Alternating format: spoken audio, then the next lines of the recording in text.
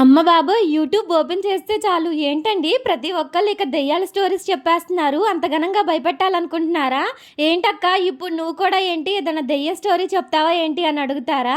అమ్మ బాబోయ్! వింటేనే గుండె జల్లుమంటది. ఇక చెప్పడానికి కూడా అంత ధైర్యం ఉంటదా అండి? అస్సలకి చెప్పననమాట. సో, కొంచెం చెప్పేటప్పుడు కొంచెం మాలాంటోళ్ళని చూసుకొని చెప్పండి. మరీ భయంకరంగా చెప్పేస్తున్నారు. ఏమండి అంత భయంకరంగా ఉన్నప్పుడు మేము చెప్పే స్టోరీస్ వినకపోతే ఏంటని వాళ్ళు, ఏమక్క వినకపోతే ఏంటి అని చెప్పేసి మీరు అంటారా? ఎలా చెప్పండి? దెయ్యం స్టోరీ అంటేనే అదొక తెలియని ఇంట్రెస్ట్ అనమాట. ఎంత వినకూడదు అనుకున్నా కూడా కంపల్సరీ వింటూనే ఉంటాను.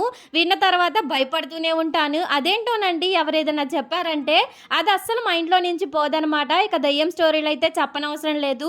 ఇక నైట్ అయితే కల్లోకి కూడా వస్తాయి. ఆ రకంగా నన్నైతే భయపెట్టేస్తాయి అనమాట. ఇక ఇదంతా పక్కకు పెట్టేస్తే ఏంటక్క ఏం ప్రిపేర్ చేస్తున్నావు అనుకుంటున్నారా? ఏం లేదండి పుల్ల పుల్లగా ఏదన్నా మసాలా తినాలనిపించింది. అందుకని చెప్పేసి శనగపప్పుతో ఈ విధంగా అయితే మసాలానైతే కలిపేశాను. ఫస్ట్ కొంచెం శనగపప్పు తీసుకొని దాంట్లో ఉల్లిపాయ, ఇంకా టమాటా, ఇక నిమ్మకాయ పిండేశాను. దాంట్లోనే కొంచెం అంత కొత్తిమీర, కారం, పసుపు, ఉప్పు వేసుకొని ఇక ఈ విధంగా అయితే మిక్స్ చేసేసుకున్నాను. టేస్ట్ అయితే సూపర్‌గా వచ్చిందండి. నాకైతే ఒక స్పూన్ ఏసుకోగాల్నే నోట్లో భలేగా అనిపిచ్చేసింది. అది కాక గుంటూరులో కొంచెం క్లైమేట్ చేంజ్ అయింది కదా!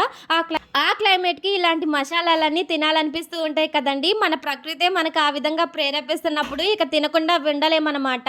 ఏమక్కా నువ్వు తినదే కాక మాకు గూడా వీడియోలో పెట్టి నోరూరిచ్చేస్తావా అంటారా? మీరు కూడా ట్రై చేయండి. టేస్ట్ అయితే అద్దిరిపోయిందనమాట. ఇక మా బాబు, మా వారు వచ్చేసి ఇక దీంట్లో సన్నపూస కూడా ఏసుకున్నారు. సూపర్‌గా అనిపిచ్చింది.